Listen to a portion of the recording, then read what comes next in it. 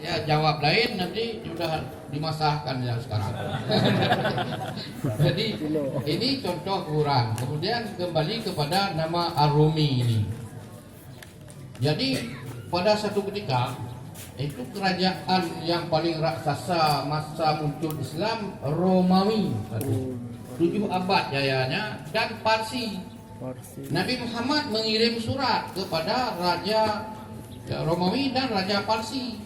Raja Parsi menurut info, karena ceritanya ada 2 sampai 3, tapi bagus, dia tidak memberi respon yang luar biasa. Dia memperingatkan bahwa ini ada Nabi Muhammad dan seterusnya. Kemudian yang perlu catatan, pada saat surat sampai ke Romawi, Raja Romawi. Jadi begitu sampai surat, ada yang cerita dirobek, ada yang cerita dilempar ke muka yang bawa surat. Jadi sehingga dia melapor kepada Nabi. Jadi waktu lapor kepada Nabi, jadi Nabi mungkin kita nggak tahu, tidak digambarkan. Marah tidaknya tidak, tapi Nabi tidak lama mengeluarkan pernyataan Nabi yang disebut hadis Nabi. Ada lagi menambahkan turunlah itu menjadi asbabun nuzul surat Rum. Dalam Quran ada surat Ar-Rum. Jadi Rum itu Romawi. Ayatnya dimulai Ghulibatil Rum. Ghulibah itu dikalahkan. Jadi mungkin Allah memahami bagaimana psikologis Nabi. Suratnya dilempar, dirobek. Jadi itu ada hidup sekali cerita seperti ini. Tapi Nabi mengeluarkan pernyataan, maka sangat terpengaruh. Nabi itu sangat berpengaruh. Ibadah kita itu karena Nabi bertambah cerita di samping misalnya akhirus salat wa atuz zakat. Tapi kenapa kita mau yang berapa jumlah rakaat? 1 rakaat tidak boleh kurang. Putus syarah apa putus? Kemudian ini saja. 3 hangutin. Jadi itu adalah mengikuti Nabi. Jadi oleh karena itu kita berselawat tadi. Yang malam itu zikir itu kan sunnah. Tapi Nabi itu. Jadi bukan ini yang mau cerita saya. Bagaimana Nabi mengatakan pemimpin yang paling bagus adalah yang mampu menaklukkan Romawi. Tapi Nabi menyebutkan Konstantinopel. Konstantinopel di Istanbul hari ini. Istanbul dari Islam, bul kota. Jadi Istanbul awalnya Konstantinopel. Kalau ke sana yang paling banyak dilihat yang pertama adalah benteng kota untuk mempertahankan, karena itu pusat daripada Romawi. Pada saat mereka kemarin Amerika dengan sekutunya menaklukkan Irak, mereka begini kira-kira bangga, kami Romawi sudah bangkit, kami neo Romawi, kami Romawi raya.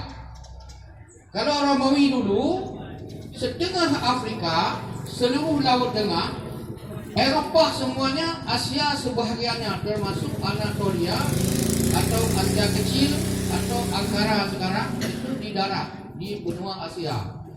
Kalau Istanbul itu sebahagian kotanya di Asia, sebahagian di Eropa. Itu dipisahkan oleh selat besar itu.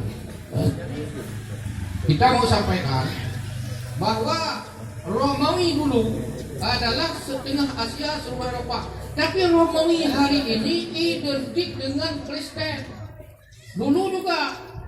Makanya Amerika itu dia orang dari Eropa, bangsa menaklukkan sana.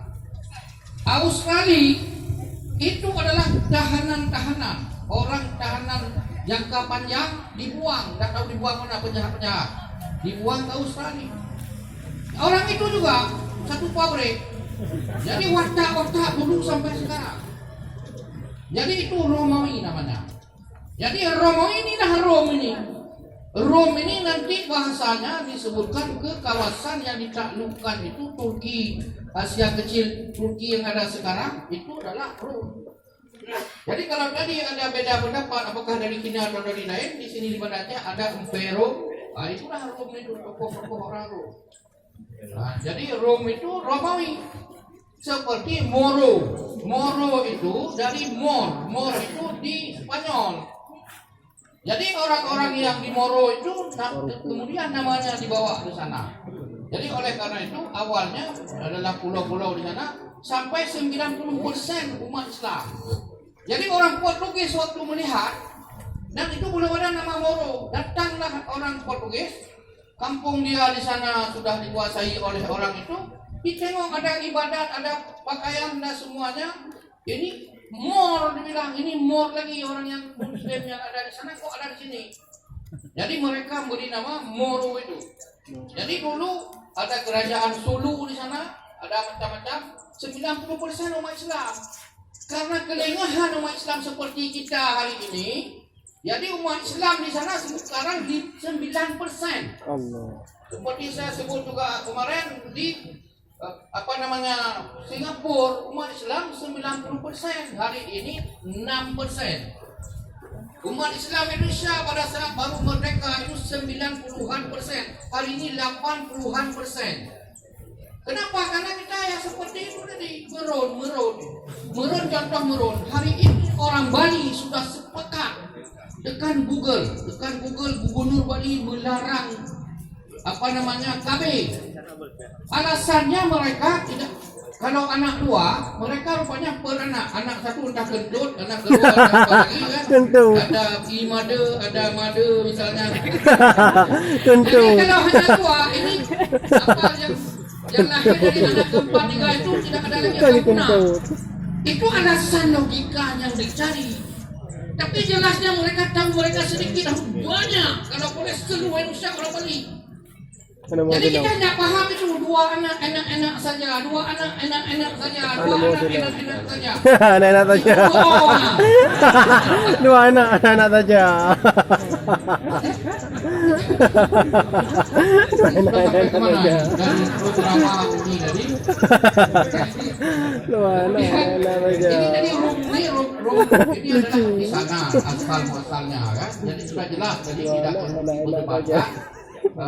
Mereka berada di sini dan memang inilah jiwa besar dulu, jiwa besar orang-orang Timur Tengah yang datang itu. Nabi menyebutkan misalnya sahabat diberi tugas arah ke timur, arah dulu mungkin tidak ada nama, tidak tahu nama mana India mana, kecuali Nabi tahu Cina disebut, tidak tahu Aceh ke mana. Jadi ada yang mendarat ke Aceh, ada yang mendarat ke Cina. Kalau Guangzhou itu ada kuburannya itu Sa'ad bin Waqqas. Berarti masa Nabi sudah ada Sa'ad bin Waqqas berada di sana, tapi orang itu tidak tanya, pasti bilang apakah benar ini kuburan Sa'ad bin Waqqas, sahabat Nabi. Orang itu kalau kita tanya ragu saya ditampilkan kita. Kita bertanya ragu-ragu apakah benar ini kuburan ditampilkan kita. Jadi begitu kira-kira. Jadi yakin sekali itu bahwa kuburannya Sa'ad bin Waqqas. Kita sekarang mau sampaikan, dulu orang di masa Nabi, juga di masa Aceh, kerajaan Aceh itu menyebarkan Islam itu luar biasa idenya. Kalau kita hari ini berangkat ke Malaysia, bagaimana lautnya dahsyat dulu dengan laut itu. Saya dulu waktu kuliah di Malaysia itu 6 jam di laut. Itu kapal cepat 6 jam. Sampai ke tengah laut tidak tahu mana batas lagi kiri kanan. Saya berpikir bagaimana nenek kita dulu mengislamkan Malaysia ke Thailand dan kemana-mana, dan cukup banyak mereka dengan sampan kecil bisa ke sana memperturutkan hadis Nabi tadi menyebarkan Islam. Kembali lagi Nabi mengatakan umatku yang paling hebat adalah yang menaklukkan Romawi. Jadi setelah itu pasukan-pasukan disiapkan, pasukan khusus untuk menaklukkan. Itu kira-kira berpuluh-puluh, tidak disebut ratus. Jadi mungkin kalau ada 70, yang ke-71 itu Muhammad Al-Fatih. Jadi Muhammad Al-Fatih yang menaklukkan Konstantinopel. Jadi penaklukannya luar biasa. Tenteraku, ini dia. Tenteraku yang paling hebat adalah yang mampu menaklukkan Konstantinopel. Itu nomor 1, tidak ada lawannya. Tenteraku yang paling hebat yang menaklukkan Konstantinopel, pemimpinnya atau rajanya adalah yang menaklukkan itu. Jadi rupanya Muhammad Al-Fatih langsung dia sendiri yang menaklukkan. Dan dia mampu menaklukkan dengan dahsyat sekali. Karena setelah itu tadi dipakai ranjau oleh orang-orang di Konstantinopel itu, oleh raja-rajanya. Tidak boleh masuk, darat tidak boleh masuk. Dibawa kapal yang banyak, puluhan kapal, ada yang nyebut 30.000 pasukan dibawa, yang hebat-hebat tadi itu. Jadi bagaimana cara masuk tembus? Misalnya begini, ada Kung Aceh. Jadi mau diserang kota Banda Aceh di tengah kota. Jadi ranjaunya dipasang di dekat Kuala sini, pasang di sana, tidak bisa masuk kapal. Tidak bisa masuk. Jalannya tidak ada, benteng semuanya. Kalau lihat di sana penuh benteng. Bentengnya 2 meter, 3 meter sebesar-besar di benteng. Jadi oleh karena itu ada ide bagaimana nanti malam kapal yang raksasa itu yang 100 meter, 200 meter kali 200 itu ada mungkin dari 50 harus naik ke darat. Ke darat, gunung tinggi, itu diratakan pertama, kemudian dipotong pohon, dipakai pelicin, kapal itu diangkat oleh tentera, diangkut lewat darat. Semalam besok pagi harus masuk ke tengah kota. Jadi kapal masuk semua melewati ranjau-ranjau di laut ini, di selat, besok sudah sampai ke sana, cukup dengan Allah Akbar, Allah Akbar, Allah Akbar. Orang di Konstantinopel gemetar semua, menyerah semua. Bukan ini yang mau saya ceritakan. Yang mau ceritakan adalah bagaimana yang disebut oleh Nabi. Yang disebut oleh Nabi, bagaimana orang yang paling hebat itu. Rupanya Muhammad Al-Fatih ini waktu mau salat subuh, ini sudah menang dia, mau salat subuh. Ditanya kepada tenteranya, siapa di antara kalian yang mulai akil balik, tidak pernah meninggalkan salat wajib? Semua 30.000 tunjuk dengan semua. Siapa di antara kalian yang mulai akil balik, tidak pernah meninggalkan salat rawatib, mengiringi salat wajib? Semua tunjuk. Siapa di antara kalian yang mulai akil balik, tidak pernah meninggalkan salat wajib berjamaah? Itu sudah bertopus setengah-setengah. Siapa di antara kalian yang tidak pernah meninggalkan salat tahajud? Itu sudah setengahnya lagi. Siapa di antara kalian yang tidak pernah meninggalkan salat duha? 1/4 lagi. Siapa di antara kalian yang hafal Quran 100 juz, 300 juz 100%? 30 juz Quran 100%. Itu tunjuk semua tunjuk. Berarti tentranya 30.000 itu hafal Quran 30 juz. Jadi terus diperkecil, ada yang puasa Senin Kamis dan sebagainya. Akhirnya dialah satu-satunya yang tertinggal, mau disuruh jadi imam. Dia menjadi imam. Karena dia pantas disebut oleh Nabi pemimpin yang paling hebat dari umatku. Coba bayangkan, ini modal dia. Juga tenteranya itu tadi sudah cukup dengan apa saja bawaan badan, belum lagi akal dari menyeberangkan ini belum. Ini sudah cukup menaklukkan Romawi yang dahsyat itu, yang dalam Quran disebut hulibatir Rum, yang Nabi mengatakan ini yang paling dahsyat. Kita potong-potong saja. Ini waktunya. Kita mau sebut tadi kita lebih kurang 440 tahun. 480 tahun hubungan Turki. Jadi begini. Boleh dilihat lagi di Google atau apa namanya tentang ini, nama beliau ini sudah masuk di Google juga, banyak sekali penjelasan. Jadi kita tak perlu urai di sana, kita Papua dia Karang bagaimana asal usul tak usah. Saya mau sampaikan orang Turki datang ke sini. Orang Turki datang ke sini, satu catatan saya baca itu pada saat sebelum Iskandar Muda, kira-kira 50 tahun sebelum Iskandar Muda. Iskandar Muda sudah lahir, sudah muda. Itu.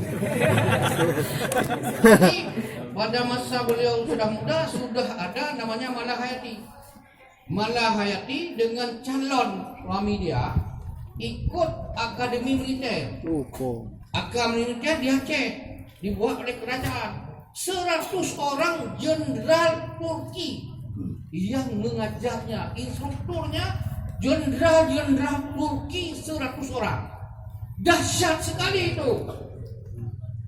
Di Jakarta aja ada Akmil, ada Akpol, itu jenderal paling masuk 2 orang. Boleh masuk. 2 orang. Oleh sebab itu 100 orang mendidik mereka ini. Jadi produknya apa? Malahayati. Malahayati dilamar oleh suami dia. Kata dia, saya siap untuk kawin dengan anda sama dengan Cunyadi. Cunyadi waktu dilamar siap jadi pemimpin perang, siap. Siap mati syahid, siap. Siap semuanya, kapalnya siap. Jadi pada saat suami pertama meninggal Cunyadi, dilamar termasuk oleh Umar, saudara pada hari sepupu itu. Melamar saya, ya siap menjadi pimpinan perang, siap. Siap bertempur kapan saja, siap. Siap mati, siap. Coba cukup. Itu saja modal mendapatkan Cunyadi. Tak perlu emas. Tak perlu Pada emas. hari ini, pada saat ditanya pada dalam pacaran beliau lah. Pacaran beliau. Kakak dating. Dia bilang, siap. Saya terima. Tapi anda mau jadi panglima perang pada saat diperlukan, siap. Mau memimpin pasukan, mau mati, mau. Nah, jadi setelah itu ada 2 catatan di sini. Yang mengumpan namanya pura-pura ada bud, ada semua kasih nampak. Saya lihat Sabang sekali, di Aceh sekali, entah di mana sekali lagi diputar. Dan itu orang-orang itu apa namanya itu? Karton juga ada, tapi orang betul-betul kurang pura-pura itu. Mulai pura-pura ini bertengkar juga dia apa namanya? Yader lah kita sebut. Nah, jadi Malahayati itu lepasnya dari sini suami dia berpuluh kapal ke Teluk Benggala, kawasan di Sumatera Utara, bertempur dengan Portugis. Waktu pulang karena tidak ada komunikasi, tunggu dia rame-rame di pinggir kapan pulang dihitung ini perang sudah selesai, mungkin sudah pulang. Jadi waktu pulang kapal 3 dari 10-an kapal itu langsung Malahayati sudah membayangkan pasti suami dia karena tidak mungkin lari, dia pasti di depan dulu. Beda dengan kita. Kita yang enak-enak untuk kita, yang tidak enak anak buah. Yang kalau mati anak buah dulu. Enak-enak buat kita. Siap komandan. Yang enak-enak untuk kita. Yang buah aman. Enak komandan. Kau itu. Kalau nanti masalah itu oknum saya, oknum dia. Nah, saya yang turun. Saya yang turun. Makanya kuno. Jadi dia membayangkan suaminya tidak ada, langsung dia nangis. Langsung dia tidak bisa lagi cepat. Roboh dia. Atlang. Roboh dia sudah memprediksi suaminya sudah syahid. Nah, jadi dia itu langsung tidak bisa bangun lagi dia. Dia awalnya pengawal di sana, datanglah raja. Datang raja bahwa apa kamu yang bisa saya hibur kamu, yang menyenangkan kamu supaya kamu tidak stres suamimu syahid. Saya tidak mau lagi di istana, saya minta memimpin pasukan laut, saya himpun pasukan Inang Balai. Ini ada 2 cerita, satu cerita 2.000 orang yang tersyahid di sana, suaminya syahid, istrinya 2.000. Ada yang saya baca lagi ke 3.000-nya adalah dari suaminya yang syahid. Maka disebut pasukan Inang Balai. Inang Balai itu adalah pasukan janda. Ada yang sebut 1.000 lagi tadi, 2.000 yang syahid di Medan itu, yang 1.000 yang syahid tempat lain, diambil direbut oleh dia. Itu satu. Saya bukan ini juga mau cerita bagaimana diajarnya Malahayati ini. Dia itu bertempur, berkelahi dengan Cornelis de Houtman. Ini orang Belanda, ada kapal. Orang itu sudah bersahabat. Orang Belanda sudah bersahabat dengan kerajaan Aceh. Ada musim Maulid. Mereka mungkin tidak pernah makan maulid kita mungkin ada kuah tuhe, ada kuah tuhe. Jadi sudah makan maulid mereka mabuk. Ada yang bilang dia pingsan, genteranya. Dibilanglah bahwa Raja Aceh sudah menubah mereka, menubah mereka sampai kepada menubah mereka. Jadi mana ada baru sekali ini. Mana mau orang hebat dia itu kalau mau mati musuh, masa diracun, masa diguna-guna seperti orang kita, pakai sihir-sihiran. Kalau berani satu lawan satu kan begitu. Dia minta kejar kapal ke mana? Dikejar ketemulah Islam mereka. Jadi dia itu loncat. Ada dalam film-film dan berita yang begitu juga. Dia loncat ke dalam kapal raksasa Belanda. Dia bilang jangan campur kalian. Prajurit jangan campur. Jenderal lawannya jenderal dia bilang. Memiliki cerdas bahasa. Bisa tujuh bahasa. Anak-anak yesterday Pak. Yes kena. Anak kemarin. Yesterday afternoon, anak kemarin sore. Yesterday afternoon, anak kemarin sore. Berkelahi luar biasa. Yesterday afternoon.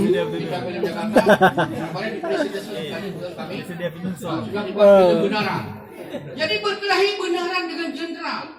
Yang lain nonton semua, tidak boleh campur tangan. Dia berkelahi. Yang akhirnya yang perlu sampaikan dengan keilmuan dia, kehebatan dia, Cornelis de Hoffmann dia sempat tusuk mati di situ. Ini yang dahsyat seorang perempuan. Jadi beritanya sampai ke Belanda itu, semua tokoh Belanda, ratunya, rajanya pukul-pukul kepala. Pukul kepala. Pukul kepala. Ini saya mau cerita orang Turki berapa jasanya.